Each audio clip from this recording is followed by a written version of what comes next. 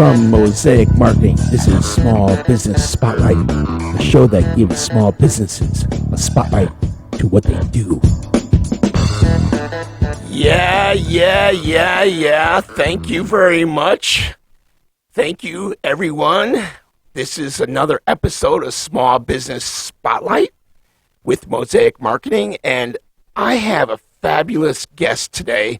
This gentleman, I'm going to call him the internet guru because, I read something, and I'm going to ask him about this, that he was like right there in the beginning, 1994, when the internet was made public.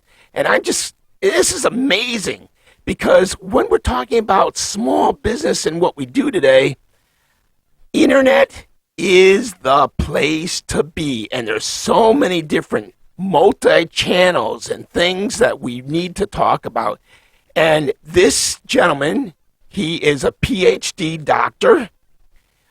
He got his PhD in California at California, Berkeley. And he is the founder and senior SEO social media director for his own company called JM Internet Group. This gentleman, his name is Dr. Jason Mcdonald, and I'm going to ask him if I can call him Jason or if I should call him Doctor. Dr. Mcdonald is also an amazing book publisher, writer, internet guru, as I say, on everything social media. So, hi, Jason. Dr. McDonald. Should I call you Dr. McDonald? Jason? Call me Jason. Just don't call me Dr. J. Call you Jason. My mom used to say, just call him Marcel, but don't call him late for dinner. There you go. So, Jason. All right. So, you're the senior editor in charge of the JM Internet Group. Is that right? That's correct. Yeah, that's my own little biz. Yep. And so tell me a little bit about JM Internet Group and some of the things that it does. But before we get into that, you started in 1994. Yes, I did. And I see by your bio that you graduated from Harvard University in 1985. That's correct. So you and I were in Boston about the same time. And I went to Berkeley College of Music down the street from Mass Avenue. Oh, okay. Yeah. So you probably hung out at some of the places that I was playing music at that time period. So you got your BA from Harvard. And then you went on to get your PhD from University of California, Berkeley. And what is that PhD in? That PhD is kind of interesting. It's technically in political science, but I wrote it on economic policy. So actually, it's kind of a circuitous path, but in my mind, it makes sense. I wrote it on how ideas influence the political system in Hungary. And it was kind of marketing in a sense. It was kind of like how economists market their ideas, and then those ideas get picked up and implemented into policy. So I've always been interested in how ideas spread, like how ideas and concepts spread, and then after I finished that, then I was like, oh crap, I need to get a job. I was like 30 years old. And I was like, oh, wow, I postponed this a really long time. Now I have to get a real job. And I didn't really want to be a professor. I just kind of have an epiphany. I was like, no, I don't want to do the professor thing. So then I was in the Bay Area, obviously. And what do you do in the Bay Area? You do tech. Even back then, tech, you could see tech was the future. So I started working in San Jose, started working at media companies in San Jose. And then one thing led to another. And then I realized that I like marketing because it's like practical social science. I think marketing is like, how do people think? How do people act? How do you influence them? It's very applied social science that's how I think of marketing. So it does, in my mind, it makes sense. I don't think it always makes sense to other people, but I'm really fortunate that I had that experience. Well, that is also the beginning of the internet, 1994. And so how did you experience that beginnings of the internet? Yeah. Yeah, let me tell you, it's sort of funny. I mean, there's always so many angles when you talk on a podcast, but this is sort of a funny story. How people say, first love. Like, I never forget the first time I saw my wife, right? Remember that? I'm actually one of those people. I remember the first time I saw her, I fell in love head over heels. I tried my best to resist, but it didn't work, so I got married. It's been great. So same kind of thing in a way. First time I saw the internet. So I was working at a media company in San Jose, and we were having an argument over CD-ROMs, right? This is like, show my age. We were like, well, the future is CD-ROMs, right? And we were a kind of a print distributor for Intel and Motorola and AMD. So this guy comes to our office, and he's trying to pitch us on converting our print publications to CD-ROM. And I'll never forget, he goes, oh gosh, I forgot such and such at my office. And we had one computer that had connection to the internet over dial-up. And he said, oh, well, he said, oh, wait, I got his computer. So we went in this office of the boss, I think, and we telnetted, right? To really use an ancient term, telnet and gopher and things like that just dropped out of it. Young people don't even know what those things mean. So we telnetted to his office in Mountain View, and he pulled the files that he wanted to show about this CD-ROM onto this computer. And he was trying to pitch us on CD-ROMs are the future. And I'll never forget watching this going, well, this is cool, right? We're accessing this computer over in Mountain View, and we're pulling this data to our office in San Jose. And you have this epiphany. You go, no, this is the future. This is the future, not stupid old CD-ROMs, right? This is when Encarta came out, right? And then the company had a lot of problems, a very poorly managed company, and they were going bankrupt, and they started to have a lot of troubles, and they liked me because I managed their computer system. And they said, we don't know what we're going to do, but for 6 months, we want you to stay employed at the company, and you kind of do whatever you want. And I started an email list. I started to email it was an engineering type of media company. And I started to email engineers in Japan and Germany, and they were desperate to get this information from Intel and Motorola and AMD. And they would beg me to FedEx these books to them. And I started an email list with updates about these books. And so I started emailing people about these updates. And that's why the cogs started going on my mind, like, this is the future of publishing, not FedExing physical books. And that was really where this all started in 1994. And then I quit, and I started my own company. And I remember starting my own first website. And I remember it's like these crazy experiences. I remember driving in my car from Fremont, where I lived, to San Jose to Fry's Electronics. There was one book on building a website, one. And I got the one book. I built this website, and I remember like trying to do this and this and this, and then turning it on and getting it to appear like hello world. And just the joy of like, wow, I had done that. And that's how I got started in 1994, making a website for engineers. It was very beginning of all of this, very beginning of the commercial, content on the web. And it was great. It was fantastic. So that's how I got started in this whole mess.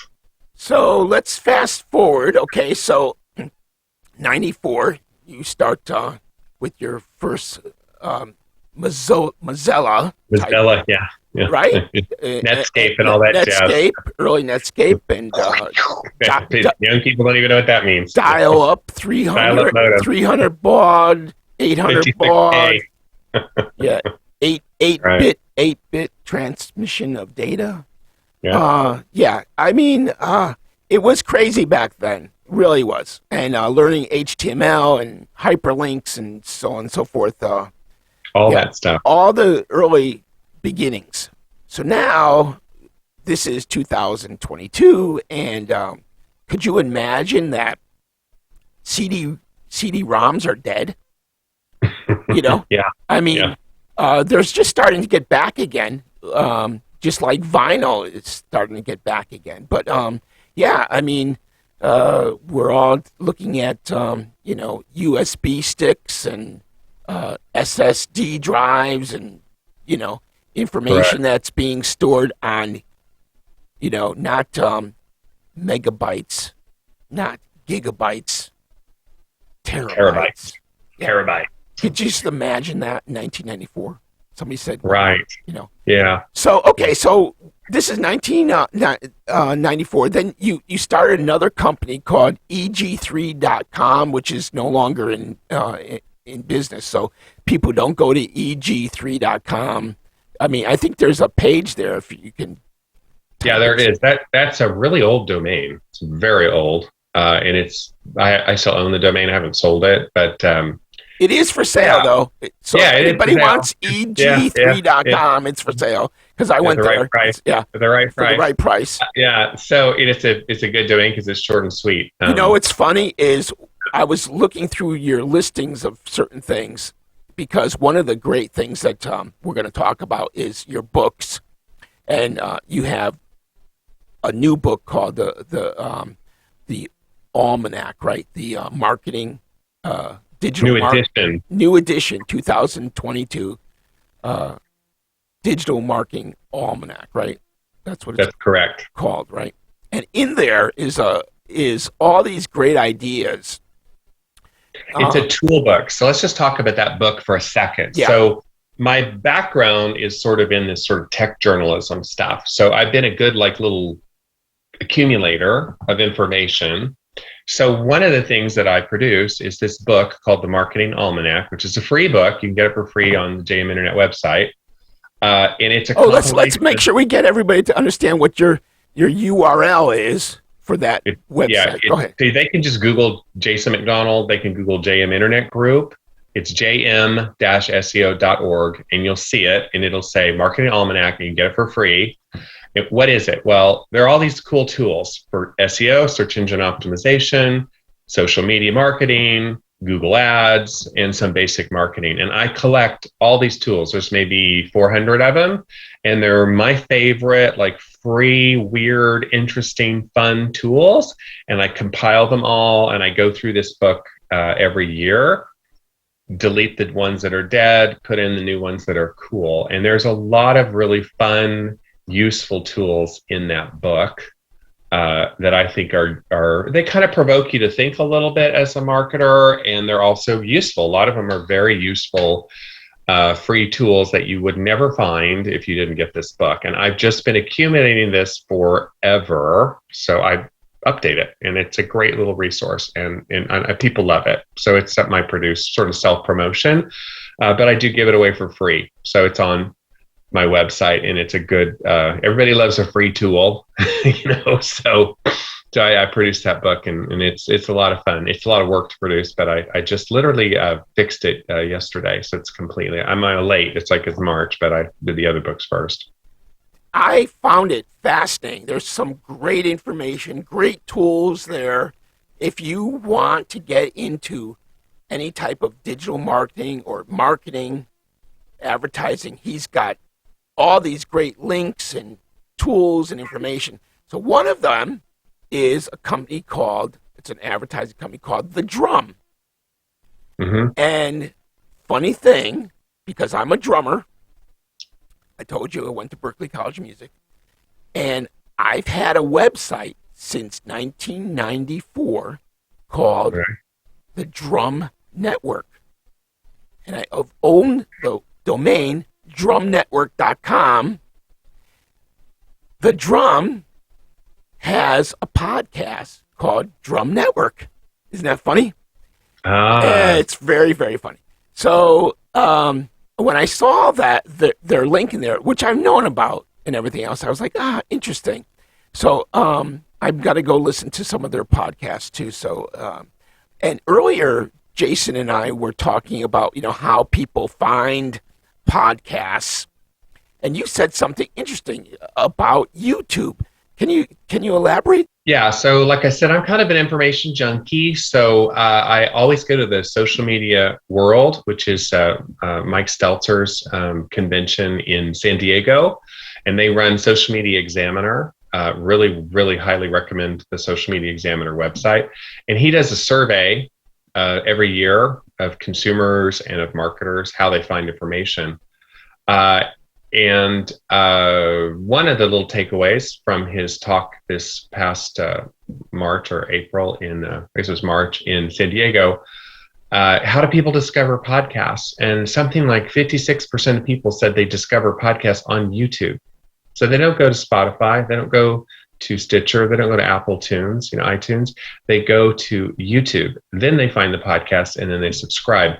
That's pretty interesting. The other part of that I think that's very interesting as a marketer is repurposing content, right? So you can, if you're going to produce a podcast, you might as well produce it on YouTube. Now you've got a video format and then you have an audio format too. So you've hit two birds with one stone. I always tell people in my classes I teach for Stanford Continuing Studies, I was try to make jokes. I say, hey, who's lazy in the class? And no one raises their hand. And I'm like, no, I'm lazy. I'm looking for the easiest way to get this done that gives me the most bang for my buck. And I want you to proudly be lazy marketers. And that's an example where you can produce something for YouTube. It's also good for podcasting. There's a lot of repurposed content. So that's a cool thing. Another weird and interesting angle that's in my new book on social media is this idea of and I don't think enough people have emphasized this difference between a recommendation engine and a social media platform. And it's really critical, I think, for people to understand this. So what's the difference? So, this is a great thing about getting older, right? Besides losing your hair, right? Besides looking at, maybe I will get Social Security before it goes bankrupt. You start to have some perspective, right? Well, gather around, children. Back in the day, Facebook was a social platform, which meant I'm your friend, you're my friend, you post to your timeline, I see it in my newsfeed. I only see content that comes from people that I have said, yes, I like you, I want to see your content, right? I've connected with you. That's a true traditional social media platform. TikTok is not a social media platform. It's a recommendation engine. And what happens? You go to TikTok, you like dog video, you see dog video, you watch it, you're going to get more dog videos, right? The more dog videos you watch, the more dog videos you see. You're not necessarily connected to those people on TikTok that you see video content from. So TikTok has a kind of a discovery angle to it that can be very exciting as a marketer because you can reach people you've never connected with before, and they don't have to connect to you to see your content. And social media in Silicon Valley, a lot of it's very imitative. So YouTube Shorts, Instagram Reels, TikTok, these are all becoming recommendation engines. And that is interesting. That means we don't necessarily need to get people to like us on YouTube, like subscribe to our channel. We need to create yummy content that people will discover. So YouTube, TikTok, Instagram Reels, Facebook Reels to some extent, those are all becoming recommendation engines, which really are different than true social platforms. And I think that's really something to kind of spin your head around as a marketer and look for opportunities there. And I don't think people have clarified that as much as they should. So I'm a huge proponent in understanding that concept and the content marketing that comes from that. We can dig into that if you want, but I think that's something that that's a new way to reach some new people. Yeah, that brings back another theory of mine, and that is with social media and the different platforms and different channels that you have. These algorithms, which have been designed, which I call like back office types of computer programs that are looking at data and filtering it and coming up with ways of then saying, okay, you're my friend, you like me, so you can start seeing stuff. And people don't really understand that when you post something to Facebook, not everybody's going to see it. It might say go public, but it's not going to go out there.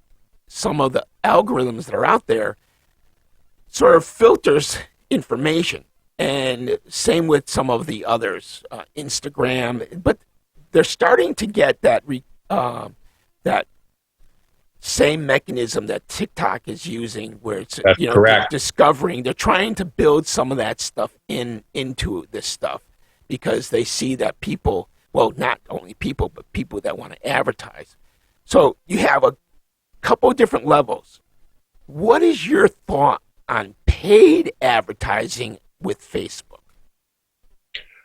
Yeah. So on any of the platforms, Facebook, TikTok, Instagram, LinkedIn, whatever, you have to like look at the opportunities, right? So there are opportunities that are organic, right? Free stuff. There's opportunities that are paid, advertising, paid stuff. Different platforms are different. It's an open secret that organic reach on Facebook is terrible. It's Facebook pages basically have no organic reach at this point in time. Facebook is a platform which on traditional Facebook, right? So not Facebook Reels, not Facebook Stories, but traditional, I have a Facebook page and I'm, Jason's Pizza of, Greenwich, Connecticut. You pretty much have to pay on Facebook to reach people. Now that's not terrible. It's not the end of the world. It's not like, oh my God, storm out and be outraged, but you do have to pay to have any serious reach on Facebook. Okay. Now that's not necessarily true for Facebook Reels. Anytime there's something new, Facebook Reels, right? They tend to let you get organic reach. They're a little bit like drug pushers. They get you addicted to it and then they take away the candy and say, now you need to pay, So yes, Facebook, you pretty much have to pay to reach an audience. So on the list of things that I would say as marketers, we need to get good at, and everyone's got stakes at their territory. I manage a lot of ads. I manage ads on Google. I manage ads on Facebook. I manage ads on TikTok. I am not anti-advertising. I think advertising has a real role to play. I think there's a lot of advantages in advertising. I, as a marketer, want to get technically skilled in how advertising works. Now, I'm the kind of person, my approach is best tool for the job. So I don't start my marketing project saying, oh, ads are terrible, I'll never pay. And I also don't start my project saying, organic is terrible, I think that's stupid either. I look for where the opportunities are and the highest return on investment. So for instance, on Facebook, rather than beat your head against a dead wall and say, I'm going to try to do organic, you may just do better with spending $500 a month, $1,000 a month, whatever your budget is, and being skillful, right? That's the important thing. Be skillful at how ads work on Facebook, and you can do pretty well on it. So I'm not anti-advertising. You will meet people in this industry who will just be like, I hate ads. Ads are terrible. Well, are they? I mean, it just depends what you're trying to accomplish. Like Google ads, very important. People love searching on Google. Very important. A similar dynamic. You can get free reach on Google through SEO, search engine optimization. I know it. I do it. I use it. I teach it. You can also get a lot of traction on Google Ads. In all of these cases, this is where marketing has changed over the last 20 or 30 years, right?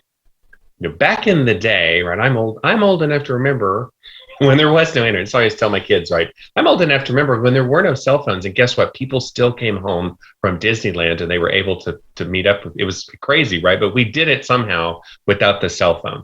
Well, the same thing. Well, but marketing really changed, right? Before the internet, marketing was not very targeted. You would just say, hey, I'm going to put an ad in a trade magazine. I'm going to put a yellow page ad. I'm going to do some, maybe direct mail had a little bit of targeting to it, And as a marketer, you are concerned with the visuals, right? Does my ad look pretty?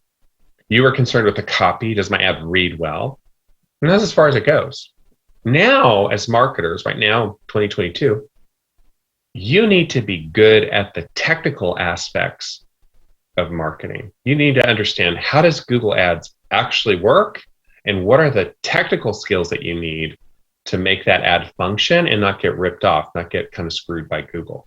That's a sea change in marketing, because you now need to be technically competent as well as the old stuff. You need to have some visual sense. You need to have some copywriting sense. You need to understand like the basics of marketing. But back in the day, you didn't need to have a lot of technical skills, but now you do. It's become a more technical endeavor. And this is sometimes a lot of small business people pull their hair out on this, because you need to, you're running Joe's Pizza Shop. You also have to have some technical knowledge about, say, Facebook, organic, or ads. And without that technical knowledge, well, you're just going to get abused.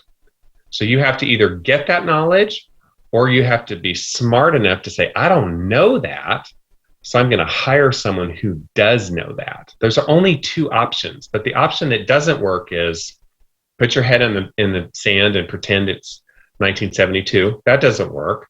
And just be an idiot and just go do stuff on the internet that just wastes your money. I'm dealing with accounts all the time. I'm dealing with an account today. I told my wife, I said, oh my Lord, easily 100,000 in wasted spend in the last year. Easily 100 grand. I was an expert witness in an AdWords case, over $1.5 million in wasted spend for simple stuff, because people don't understand very basic technical concepts. So I'm a big technical person. You have to know some technicals, or you will get eaten alive in the current market. And one of those ways of getting some of that knowledge is actually getting some of your books. I mean, you have the marketing book, you have the Marketing Almanac, AdWords workbook, SEO fitness workbook, social media marketing workbook. That's how I discovered you. All these are available on Amazon or right at your website. Again, what is that website again? So jm-seo.org, or you just go to Amazon and put in Jason Mcdonald. You'll find me. You can Google me. I'm very proud that I beat out the baseball player. You can Google Jason Mcdonald and you find this. In the books, this is like how your background works in life, because I'm a PhD and I was an educator and all this kind of stuff. I teach for Stanford Continuing Studies now. I thought, well, I should write a book about this. I have a special advantage having an academic background. I know how to write a book. So I wrote books on these, and my books are really aimed at very basic knowledge. They're not like super, super sophisticated. They're like, here's the basic stuff that you need to know. So they've been really good for me and very popular. And I just love explaining stuff to people. And I'm a huge believer in the basics, right? You have to know that, like, take AdWords. You have to know keyword match types. There's an absolutely basic concept in AdWords. You have to understand that. Technically, Google Ads, they renamed it because they're crazy. And ditto with other issues, whether it's Facebook or whatever. You have to understand what a branded hashtag is. Very technical, important things. And I try to help. My target for books is small business owners, entrepreneurs, people that just want to know the basic stuff that's really going to have a lot of ROI versus super, super technical. And I get criticized because a lot of the super esoteric people will say, well, this is just so basic. Everybody knows that. And you're like, no, everybody doesn't know that. No, that you're wrong.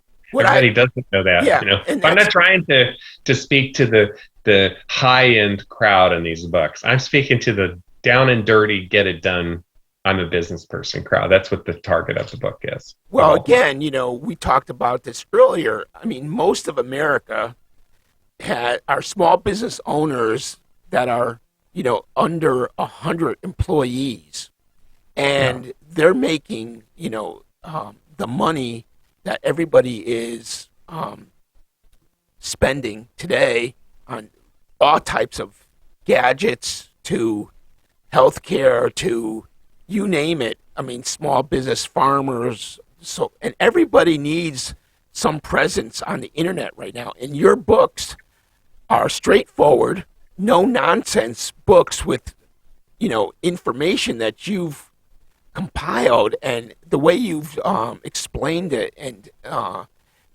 I love the idea of, coming to the party that whole idea. Yeah, that's right.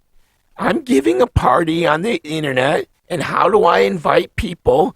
And it works not just in social media, it works on every single facet of the internet. Right. Of if you're thinking about that. So I love your books. They're fabulous, and I really enjoy you, sir, because you are fabulous, and you've got a lot of great information. And that almanac, the Marketing Almanac, it's free to download, and it's got at least $1 million worth of information in there, which is fabulous. So thank you again for that. One of the things I want to ask you is, okay, so you wrote a book, but how did you get it published? Oh, that's another kind of secret sauce that books I should write. So, this is just, pay attention, right? So Amazon allows you to self-publish books, right? And, this is like the backstory. Everyone has a backstory, right? So I actually wrote a book in Hungary in 1992 about how to do business in Eastern Europe.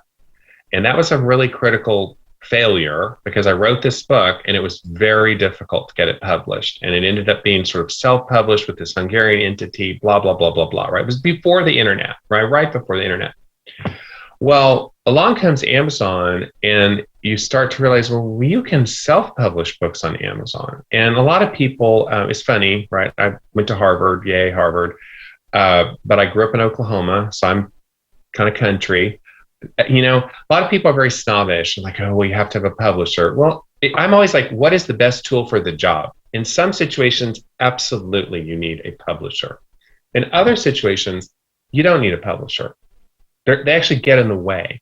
So in my case, you can self-publish on Amazon. That gives you certain advantages, not the least of which the royalties are better. But what it really gives you is speed. My books are published every year and updated every 6 months. There is no way in hell that you could do that with a traditional publisher. And if you're covering social media and SEO and AdWords and Google Ads and all this kind of jazz, you can't wait 2 or 3 years. So no offense to the academic crowds, their books are garbage because they're so outdated by the time they're printed. So Amazon allows self-publishing. And there's a whole conversation about self-publishing books on Amazon in such a way that they serve your marketing goals. It's a real opportunity. Again, some technical, you have to learn how to do the cover or you have to figure out how to buy the service from someone. But there's a lot of things that you can do with Amazon self-publishing that can be very good for a business if you know kind of how to open up the Pandora's box and get into them. So I'm very pro Amazon in terms of what they have created and allowed for self-publishing. Again, my kind of book. I mean, my books are quick and dirty and fast and up to date. They're not academic. And that's not their goal. That's not what they're trying to be. So that's another, like, to your listeners, there's a lot of opportunities in self-publishing books that put you as an expert out there, and Amazon has made this possible. You can just Google KDP, which stands for Kindle Direct Publishing, and that's Amazon's publishing arm that will produce it in Kindle and paperback. Again, a certain amount of skill set that you need to have to do that, but Amazon has been very good to me in that way. It's created an opportunity that did not exist before self-publishing in the internet. So just to pitch Mosaic Marketing and Advertising, we actually put together books for people, the cover designs, the whole layout, extra photo, the way you want it to be laid out. We help put that all together. We also get you an ISBN number and some of the things that you need to get so that you can do this. So we can do that. But one of the good things that you touched on was YouTube. So YouTube has some great videos on how to self-publish on Amazon. And I must say, your YouTube channel, which people can go to YouTube and also search, because the second largest search engine is YouTube. Correct. So go there and search for Dr. Jason Mcdonald and look at his and subscribe to his YouTube channel. He's got some fabulous videos out there. You should definitely check him out. Also, check out You Are It Productions YouTube channel, youtube.com, You Are It Productions, and you'll be able to see this and other videos that I have produced. So, on top of a podcast, you can hear all these podcasts of ours on Spotify, Apple, Stitch, and and Amazon also. So check out the YouTube channel, and you'll be able to catch this again. Well, listen, Doctor, this has been fabulous.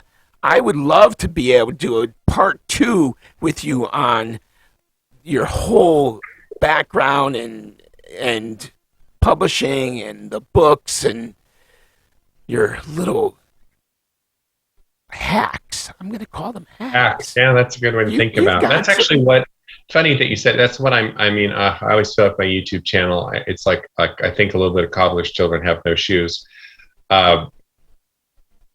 I'm very interested in short form content and short content and hack content, like it's little short things. I'm experimenting. I just did a video on autocomplete, and my goal is to try to take a little teeny topic, not like the whole marketing, whatever, just something really little, and make a short little video to help people like focus on like, what is this little, especially technical stuff, what's this little technical thing and what can you do with it?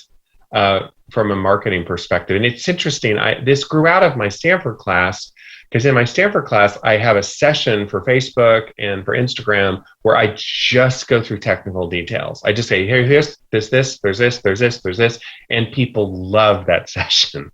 And it's not like the big picture. It's not like all the things you can do on Facebook. It's just like going through all the features and just rattling them off and saying to people, what's a feature? How is it used for marketing? Does it apply to you? If it does, use it. If it doesn't, go to the next one.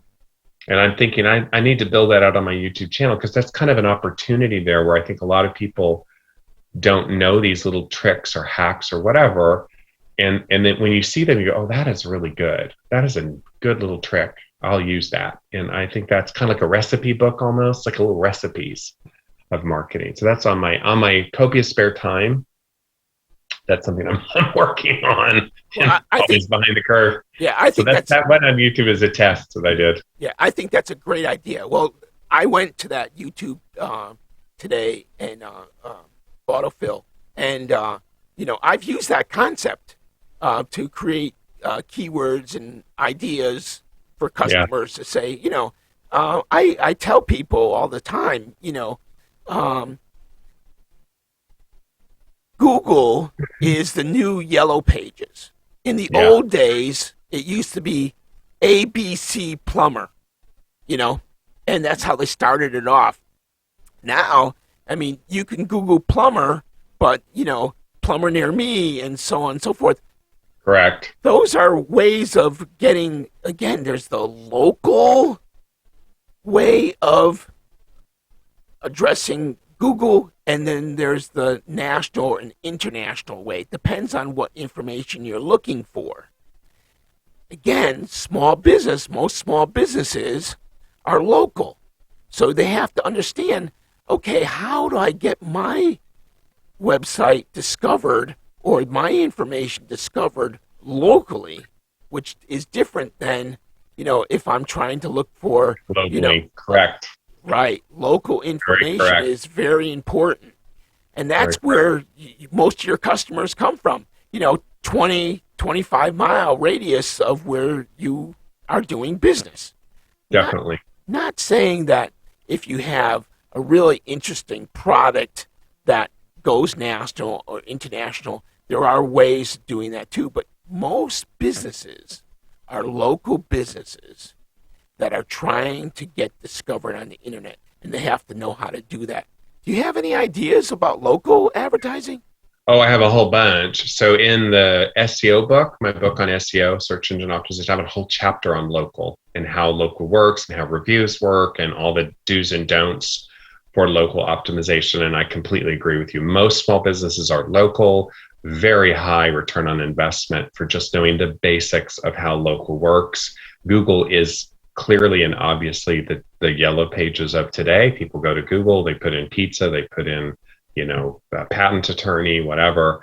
So absolutely critical. And I think I always say to people, like, this is a good news, bad news problem. So here's the kind of bad news, right?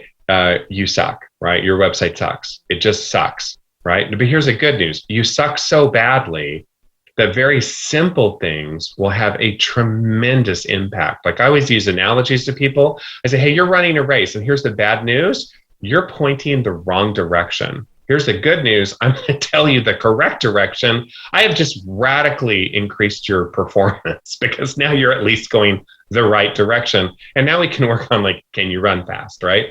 Many small businesses are doing so many things so poorly that they just need to do a few things and they'll do so much better than their competitors, because their competitors are really not that good. That's like back to this whole historical thing. If you had told me, if you'd gone in a time capsule and gone back in 1994, and you would have told me that in 2022, small businesses would still be this abysmal at understanding the basics of how search engines work, or the basics of, online social media or whatever, maybe we wouldn't have known it would be called that. I would have said, no way. By 2022, people would have figured this out. Everyone will know. Here's the bad news, good news. The bad news is most people do not understand this. The good news is if you just try a little bit, you're going to do so well. I get fan mail all the time from people reading my books.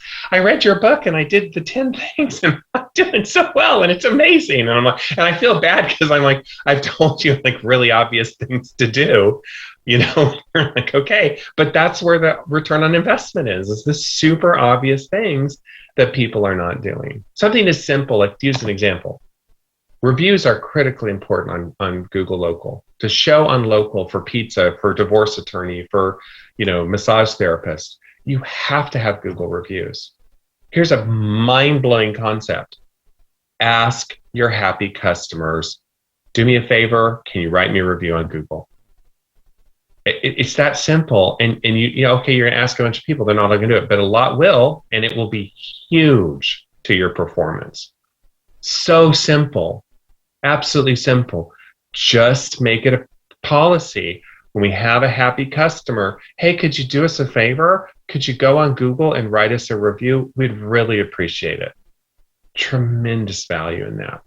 Most businesses doing nothing, zero. So they're doing zero. So something so simple. And I almost feel guilty when I take credit. Someone says, hey, I read your book and you said ask for reviews. I started asking for reviews. Wow, I'm doing so much better. You're like, well, okay, rocket science. That's why I get paid the big bucks. Right. Okay. And people don't realize that when they're going and searching for a business, one of the first things they do is, okay, they go to a Google My Business page, which they don't really know what that is. Correct. But it's the little information on the right-hand side of Google search. And when you click on it, you get more information. And on that Google My Business page, if the business created the Google My Business page, sometimes they don't even know about how to do that. And Correct. You can post photographs. It's like a mini web page. But the mini web page. Exactly. And the number one thing you want to do is encourage reviews. But you're right, then there's little nuances, like you can post pictures, you can post announcements, you can change your category. There's all these drill downs, but I'm always like, hey, here's the first thing, just get reviews. Right. Like, keep it simple, stupid. Just work on that. That is huge. And then absolutely, that's what I mean about marketing becoming technical. Then there's technical drill downs to, can you post pictures? What's your category? What's your description? What's your link? There's a little bit of a technical drill down there that is new to marketing, that we have. Marketers today have to be technical. So there's a technical thing. So yeah, there's a lot of cool things that people can do. So, to start with, this Marketing Almanac is free. That's a good place to start. I list free tutorials on the internet by the topics. Now, are they as good as my books? No, they're not, but they're free. And I list the ones that I think are pretty good. So you can start with $0. I list books that you can read. There are books besides mine on Amazon that are good. So I'm a teacher by nature. I try to help people get started. And I get a lot of satisfaction of people who are like, this is my dream. I have this dream business and I've been working on it. And I just want to help them, push it a little bit harder and succeed. And I really get a lot of satisfaction out of those types of people who are building their little small business dream. And I'm trying to help them just get a little bit farther down the path of understanding. And that's my goal, is that person, not the super expert. They can take care of themselves. It's the person who runs a small business and they need to know some basics. So the Marketing Almanac is a good place to start. It's free. It'll get a little bit of your orientation. Each one has tutorials for free on the internet identified. And then, you can go books, classes, consulting, all that kind of stuff can follow. Right. So again, people can get your book and the Marketing Almanac and everything on your website, which is a fabulous place to start. Google Dr. Jason Mcdonald, the Marketing Almanac. It's free on his website that downloads a PDF. It's great. I got another question in the publishing side of it. I discovered you because I bought your audio version of your book. So how did you have that recorded? Yeah, so this is more of a book question. So books now exist in different formats. So you have Kindle, right, which is the Amazon Kindle reader. You have paperback or hard copy. That can be created by Amazon. And then Audible, and this is how Amazon's taking the world. Audible is owned by Amazon. And so that's an audio recording. Now, Audible has a marketplace where you can go and find people who can record your books. I've recorded my own books, but it's really difficult to do a good job at it. So I've learned it's easier to pay someone. So you can find people whose sole business is reading and recording books that are in preparation for Audible. And I have a really good guy, Mike Goodrich, who records my books for me. And obviously I pay him and he does a great job. And he's working on my AdWords book. My Google Ads book should be out in the next week or so. And every year I produce them first in print for Kindle and paperback, and then he reads the book. So a lot of this stuff is like, once hey, I want to create an audiobook, Audible has a marketplace. You can go to Fiverr, you can go to, Upwork. You can just Google people who record audiobooks and you can find someone that at a relatively reasonable rate will give you the ready files that you upload to ACX, which is the Audible engine that powers it. Very, very, very good. Well, Dr. Jason Mcdonald, Jason, thank you so much for being part of this podcast today. And to my listening audience, thank you for joining me today. You're listening to Spotlight on Small Business with Mosaic Marketing. I'm your host, Marcel Blanchet, and Mosaic is here to help you bring your ideas to reality. Thank you again, Jason. All right, thank you.